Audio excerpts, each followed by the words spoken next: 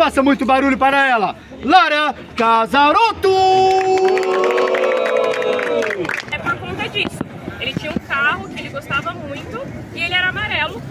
E quando encontraram o corpo dele dentro do carro, ele pediu desculpas para a família e disse que não era culpa da família. E basicamente a essência do Setembro Amarelo vem aí, porque ele morreu por não conseguir pedir ajuda, né? Ele não tinha espaços para pedir ajuda. E a ideia do Setembro Amarelo é chegar no máximo de pessoas para que quem precisa de ajuda consiga pedir isso, né? Com a morte dele, familiares e os amigos distribuíram a fitinha no formato, né, amarelo e naquele formatinho, e colocou para as pessoas que foram no velório que peça ajuda. Se você precisa de ajuda, por favor, peça, não fique em silêncio. Então essa é a filosofia principal por trás do movimento no mundo, né? Ele chega no Brasil em 2015, no movimento médico, com muitos casos de suicídio, precisou então ter essa mobilização. E aí começamos então a mobilizar o mês. O dia mesmo é 10 de setembro, mas o mês se tornou o mês de Setembro Amarelo, né? Sinais, né? Quando alguém dá algum sinal. A ideação suicida é diferente de fato você se tornar um suicida, né? A ideação vem com a ideia do pensar. Então eu posso ser alguém com ideação suicida, mas que eu não leve a cometer o ato, né? Mas já tem uma atenção aí. Se eu tenho pensamentos suicidas, tem alguma coisa errada, né? E pensamento suicida não necessariamente vou tirar minha vida. Mas pode ser um pensamento desesperançoso, não ver perspectiva de futuro, nada do que eu gosto faz sentido mais, né? Não sinto vontade de fazer nada do que eu gostava ou que me dava prazer. Aí já é um sinal vermelho, um sinal de alerta, né? Junto à ideia do Setembro Amarelo, o amarelo também vem com essa ideia da cor alerta, atenção, né, como um sinal. Então, mais do que o Mustang amarelo do Mike, é a ideia da gente estar atento. Atenção para os nossos pensamentos, atenção para quem está ao nosso redor.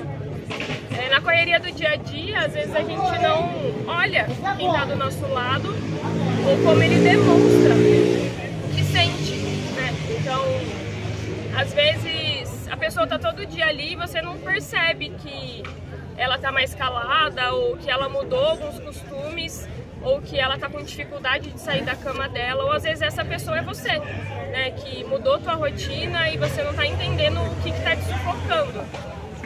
Sinais, então, é quando tem uma mudança muito importante no seu funcionamento, seja esses detalhes que eu coloquei, seja dificuldade de perceber frio, calor, sabe? Tá calor, tá sempre de blusa, sempre se escondendo atrás de uma roupa.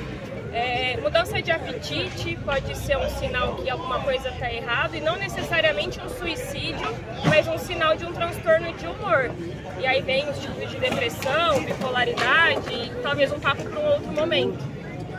Então, até mesmo tem pessoas que elas deixam de, tipo assim, ter vários costumes, que elas, tipo assim, por exemplo, pessoas são muito, tipo assim, antigamente a pessoa era muito triste, falava muito em se matar. Ela mudou os planos dela e começou a ser uma pessoa que começou a doar suas coisas, começou a viver mais a vida dela, até você descobrir que ela tá pensando em se matar ainda. Porque até mesmo pessoas que fingem, tipo, não ter a doença, podem ter. Isso mesmo. Existe a ideação suicida onde tem um planejamento, que é isso que você está colocando. Eu estou planejando tirar minha vida e eu vou fazendo movimentos para isso acontecer. Mas existe também a tentativa no impulso, né? Por isso que quando alguém declara o desejo de morrer ou que parece desesperado, e às vezes a gente não bota fé nisso, é importante agir ali na emergência, no ato. Porque na impulsão a gente perde a cabeça. E não perder a cabeça, eu posso tirar a minha própria vida. Então sempre que alguém declarar que tem algo errado e que está fora de si de alguma forma, fique perto, dê um jeito de estar perto até as coisas se acalmarem. o suicídio ou a doença mental, de modo geral, é uma emergência médica, né? Então, se você entende que isso por lei, então se você entende que tem algo errado com alguém aí ou com você, ou que chegou a cometer, né, uma tentativa de alguma forma, uso exagerado de medicação, né, se jogar em frente de um carro ou de um lugar alto, ligue para a SAMU, ligue para a ambulância, o hospital é obrigado a atender e tomar as medidas preventivas ali, né? Então, entendam que é uma emergência médica e a gente tem que desconstruir também a ideia de que questões psicológicas não são sérias. Psicologia é ciência. Ciência tem embasamento, tem evidência científica. Então, se existe um adoecimento dentro de manuais científicos, a gente está falando de coisa séria, né? Então, é um adoecimento como um adoecimento físico. Então, a gente precisa também tirar a ideia de que é frescura ou que cão que ladra não morde. Até porque mesmo que a pessoa utilize o discurso suicida para chamar a sua atenção, já tem algo errado. Se eu preciso chamar a atenção do outro, falando sobre tirar a minha própria vida ou falando da minha solidão, o meu funcionamento está adoecido. Então, a gente acha que o adoecido é só aquele que vai ficar na cama, que vai se isolar, e às vezes o adoecido é esse cara agitadão que está aí do seu lado, que é impulsivo, que fica migrando de um relacionamento para outro, ou que é dependente de uma relação, ou que se submete a algumas coisas para não perder alguém, né? Então, o adoecimento aparece de várias formas. É que eu queria comentar que, tipo, muita gente, quando descobriram que eu tive depressão por um tempo, comentava muito que, tipo, eu era muito feliz, eu sou muito contagiante e tal, só que as pessoas não acreditavam, achavam que era um drama da minha parte, até eu ficar internado no hospital por uma tentativa de suicídio. Exato. Tem o estereótipo que a depressão a gente tem que estar sempre chorando em posição fetal e na nossa cama. E eu posso estar com depressão agora e estou falando sobre depressão para vocês. Então, às vezes a depressão se apresenta com uma agressividade gigante. Para crianças, quadro de depressão infantil, a via de se apresentar é pela agressividade. Não é uma criança triste, é uma criança agitada, violenta, né? Então, a gente tem que entender que existem os sintomas base para falar esse grupo de sintomas é isso, é aquilo, mas existe a tua identidade, o teu jeito de funcionar, né? Então, você não deixa de ter a tua personalidade, mesmo que você tenha um diagnóstico. E ela vai se apresentar a partir disso, né? Então, a pessoa um dos sintomas é que ela está comendo muito. Isso tem a ver com a sua relação com a comida. Ou para de comer. Isso tem a ver com a sua relação com a comida. E cada um apresenta um sintoma. Tem um número de sintomas base por um período base, mas também tem as suas peculiaridades. A gente não pega e te coloca numa caixa. Isso é depressão. Existe sim para direcionar, mas existe aí o teu jeito de ser no mundo, né? E é justamente esse jeito de ser no mundo que é o principal via pra gente reencontrar as coisas, né? Reacender a luz que apagou, voltar a ser sol, né? Eu falo para os meus pacientes que nós somos um sol e os raios do nosso sol precisam estar equilibrados. O sol vida Lara não é só psicologia, eu não posso viver só o raio psicologia. Tem a Lara Psicologia, tem a Lara Família, tem a Lara Futebol, Santos Futebol Clube, tem a Lara o meu bichinho de estimação, tem a Lara Amigos, tem a Lara Bebida. Então eu tenho que pegar todos os raios do meu sol e eles precisam estar em equilíbrio. Se um raio só está consumindo a minha energia, meu sol não vai brilhar. Não existe um sol que brilha com um raio só. Então, normalmente, quando a gente está com algum sintoma de depressão ou uma crise de ansiedade, pode te levar a uma tentativa de suicídio. Se você tem sintomas que você fala, tem alguma coisa errada comigo, olha para aquilo que é importante na sua história, aquilo que é importante para você, para sua essência, e reencontra isso. No começo você não vai ter vontade de voltar a fazer os teus afazeres, mas você precisa se esforçar e sair da caixa, né? Isso que vocês fazem aqui é uma forma de cura, de processo para talvez muitas pessoas que estão adoecidas aqui, né? Até mesmo a psicóloga, né? Com as suas crises de ansiedade e os espaços que eu preciso para me desligar e conseguir seguir. Então, esse processo é terapêutico, né? processos terapêuticos a gente não encontra só na psicologia lá na clínica, né? Tudo aquilo que tem um efeito terapêutico para você e que não é destrutivo é importante. E é esse o caminho que você vai encontrar para conseguir sair dos teus sintomas aí, seja uma ideação suicida ou seja aí quem já teve algumas tentativas. Alguma pergunta? Eu queria perguntar assim, qual é o início, né, de uma tentativa, por mais que a gente também trabalhe com pessoas que se automutilam, que é uma forma também de previamente tentar, né, não sei se isso é correto, da forma correta de pensar, mas a automutilação, ela é um indício de início para o suicídio ou só uma transição de expor para fora toda essa mágoa, sofrimento que está passando? A automutilação é uma expressão, né, de dor. Ela não necessariamente pode levar ao suicídio, eles podem andar juntos, mas não obrigatoriamente. Então eu posso ter uma automutilação para alívio, né, de uma angústia muito forte, mas não porque eu estou tentando tirar minha vida, mas tem pessoas que iniciam na automutilação e acabam chegando às vias de fato. Não precisam andar junto, né? Mas também é um sinal, igual a gente falou, pô, se você precisa chamar atenção com um discurso de morte, tem alguma coisa errada. Então se você precisa aliviar, machucando fisicamente, seja se cortando, se arranhando, se dando soco, torcendo o seu seio, seja aquilo que você faz com o teu próprio corpo, tem algo errado. Se tem algo errado, você precisa buscar ajuda, né? Uma outra forma de tentativa de suicídio, que a gente não fala e que é importante, é o uso abusivo de substância, seja bebida, seja outra substância, seja medicação. E eu fazer esse uso e dirigir, né? Tem então a ideação declarada ali, quero tirar minha vida e vou fazer isso, e tem atitudes suicidas. O que eu tenho vivenciado, o que eu tenho introjetado dentro de mim e o que isso vai causar lá dentro, né? Se você precisa de algum alívio, ou se você precisa de algum se desligar, um entorpecimento, entenda o que você está fazendo para isso. Conheça o que você está fazendo para isso. A gente precisa ser um pouquinho mais inteligente emocional, entender que atenção, percepção, memória, emoções, sentimentos, está tudo aqui dentro. Vem tudo aqui de dentro, a partir de uma sensação do fora. Se está aqui dentro, é meu. Se é meu, eu tenho que cuidar. Se eu não cuido disso, eu não posso esperar que qualquer outra pessoa venha de fora, nem sabe o que está dentro de mim e vai cuidar.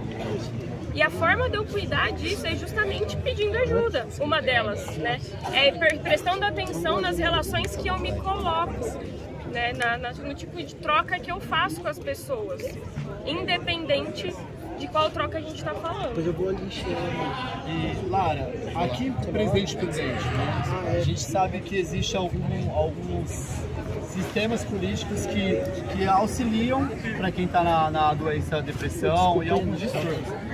Você poderia dizer quais são os mecanismos que aqui em Prudente fomenta ou subsidia para que nós procuramos ajuda, para que as pessoas ao nosso redor procurem ajuda? Acho que tem o famoso CVV, acho que a galera deve conhecer, que é o Centro de Valorização à Vida. Aqui em Prudente a gente não tem um espaço físico para isso, mas você pode ligar no número 188 ou no próprio site. Alguém vai conversar com você, né? Isso em questão nacional.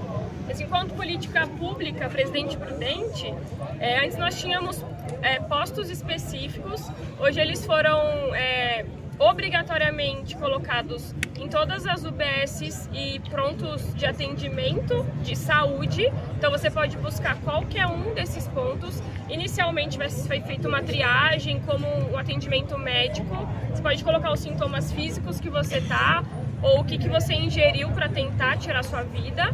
E a partir dali são feitos os encaminhamentos. Então as UPAs podem fazer isso, a UBS Santana eu acho que fica até mais tarde, o Coabão é 24 horas, então são postos para além de hospitais, né? Os hospitais também. A gente tem no curso de psicologia aqui em Prudente tem a clínica escola, que também é uma entrada, mas como é gratuito tem uma fila de espera grande. E tem muitos profissionais que também fazem atendimento social, né? Existem alguns sites, alguns links que você tem um atendimento gratuito em psicologia, né? Isso é uma questão de pesquisar mesmo, tem alguns sites que eu posso mandar. Inclusive eu acho, se eu não estiver enganado, acho que no Campus Zoom tem, se você ir lá procurar, tem, não sei se você é gratuito ou se você paga um valor social, né, parece? É gratuito e é no Campus 2. Campus 2? O curso de psicologia é no Campus 2, então a clínica e a escola fica lá. E você pode buscar gratuitamente, mas é um dos poucos atendimentos fora SUS que é gratuito na cidade, né? Mas qualquer unidade básica que você buscar e você declarar os sintomas, eles são obrigados por fluxo de saúde te encaminhar para algum lugar. Alguém tem... Agora eu conheço uma pessoa que não... essa pessoa tem alguns sinais, assim, alguns sintomas de depressão ou está num adoecimento muito profundo e essa pessoa se recusa, ou às vezes não enxerga esse adoecimento. De que forma eu posso ajudar para que ela não chegue de fato a essas vias? Porque às vezes são pessoas muito próximas, que não têm tanto conhecimento, às vezes não entende como a doença psicológica afeta também a parte física. Esses são os casos bem importantes, porque são os casos que a gente acha, igual a gente falou, né? Tô com depressão, tô na minha cama, choro, coitado ali, deitado, alguém vai lá e me abraça, tudo fica bonito. Mas existe um adoecimento onde a pessoa tem a negação, né? E esses são os casos mais difíceis, porque exige da rede de apoio muita paciência e muito investimento. Se é uma pessoa importante para você, você não pode desistir porque ela negou, porque ela te maltratou, e você vai ter que usar diversas vias para chegar nela. Você vai ter que conversar 1, 2, 100, 200, 300, você vai ter que colocar que você vai acionar outras pessoas, né? Porque a gente entende, a pessoa que tentou suicídio, ela tem consciência do que ela está fazendo? Se a gente for avaliar o nível de consciência, ela está adoecida, então ela não tem condição suficiente para tomar uma decisão, diversas decisões. Frente a isso, a gente está falando de alguém que precisa se segurar muito numa rede de apoio, e às vezes o se segurar vai ser te maltratar, vai ser cuspir em você e vomitar em você todas as coisas que ela falar. Então exige que quem está em volta também invista no seu autocuidado para poder bancar essas situações. A gente vive muito isso no acolhimento, né? Trabalho num serviço de acolhimento para crianças e adolescentes, e o quanto a gente, enquanto equipe, é culpabilizado pela dor que ele está sentindo, pelo abandono que ele está vivendo. E eu sei que eu não fiz aquilo, eu sei que não é culpa minha e que, de alguma forma, ele precisa canalizar em algum lugar, né? E muitas vezes a gente que está próximo e ama essas pessoas, é na gente que vai cair, né? Por isso que muitas vezes quando a gente tem um dia ruim ou tá numa fase ruim, a gente acaba dando patada nas pessoas mais próximas de nós, né? Quando a gente tá ali sobrecarregado. Porque não seria dessa forma uma pessoa que tá adoecida. Então exige muita paciência, muito investimento e você ser criativo nas formas que você vai se aproximar. Vai conversar diretamente, vai impor, vai falar com a família, vai mobilizar o bairro, né? Vai trazer a psicóloga para dentro da casa, vai mandar uma mensagem diretamente. Invista no que você tiver. Em algum momento você vai plantar alguma coisa, como é o objetivo aqui hoje, né? Talvez atingir que seja uma pessoa, talvez informar que seja uma pessoa, mas é o principal objetivo. Educar, né? A gente tem que entender a educação como prevenção e a gente falar sobre saúde mental é uma forma de educar a sociedade, entender que tá aqui o tempo todo, que a gente precisa ter conhecimento e se apropriar disso. E tem também a questão, por exemplo, de um suicídio indireto. Por exemplo, a pessoa ela ir desistindo de si, não de fato assumir, de fato, eu vou atentar contra a minha própria vida, mas ir deixando coisas, por exemplo, como isso mesmo você falou, abusar mais de substância, ou às vezes fumar mais, né, outras coisas. Existe isso? É real ou não? Sim, com certeza. São formas de você se suicidar. Você pode só ter a ideação e planejando, como pode ser no ato impulsivo, você usou muita droga e você perdeu a cabeça, perdeu sua consciência a um nível que você tirou sua própria vida, né? Então, as vias para você tirar a sua vida, direto e indiretamente. Por exemplo, tô tão doente, tô tão mal que eu atravesso a rua sem olhar. Que nível que tá seu adoecimento que você não presta atenção numa coisa básica, como essa, né? Então, sim, com certeza. Por isso que é importante a gente se olhar e olhar quem tá ao nosso redor. Pessoal, só pra gente já tá chegando ao fim, alguém mais tem alguma pergunta ou alguma vivência ou alguma dúvida pra tirar pra gente também encerrar o bate-papo? Algum de vocês? Não? Então, eu queria agradecer a todos vocês que prestaram, que vieram a partilhar dessa vivência, desse momento, porque nós estamos na cultura de rua, né, na cena independente, ao qual a sociedade inteira às vezes pré-julga a gente perpetuamente por a gente ser marginais ou criminosos, porque a cultura hip hop muitas vezes teve esse eixo como subsídio de trazer isso. E não é a realidade. Aqui tem pais, mães de família, tem pessoas profissionais, tem N pessoas que são dignos da vida. Então a Oficina de Freestyle fez esse momento hoje para que nós pudéssemos acolher e colher essas informações, porque nós somos uma família. Nós podemos não estar no mesmo sangue, mas a gente é família ao qual Deus possibilitou de existir. Então a oficina fez isso hoje, eu queria agradecer vocês.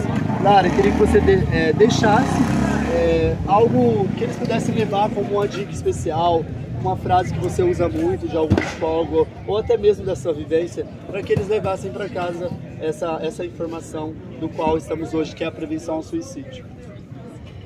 Eu escrevi uma poesia. Mas ninguém conhece os meus textos, então eu tô com muita vergonha. Mas eu vou escrever o que eu vou ler pra vocês o que eu escrevi.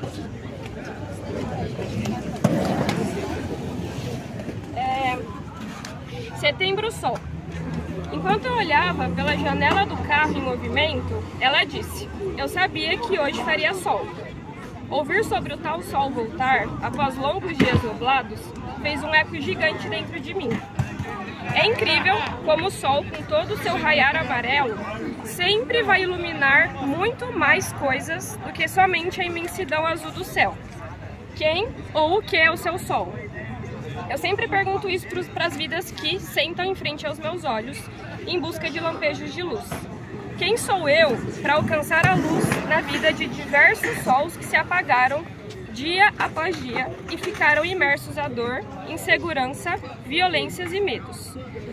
Caraca, como é possível que eu, cheia de escuridão, seria capaz de reacender tudo que apagou dentro de você? Depois que o sol voltou, ao fim de um feriado prolongado, também voltei a entender algumas coisas. O que eu posso te afirmar, dentro da minha posição de psicóloga no mundo, é que o sol nunca vai embora, porque o sol é você. E cada raio que expande o seu brilho amarelo e radiante é o que te mantém vivo em terra.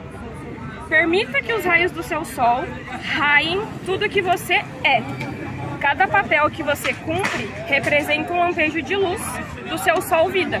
Então sejam sol e sejam vida. Uou! Mais barulho para a psicóloga e agora patenteada poeta Lara Casarotto!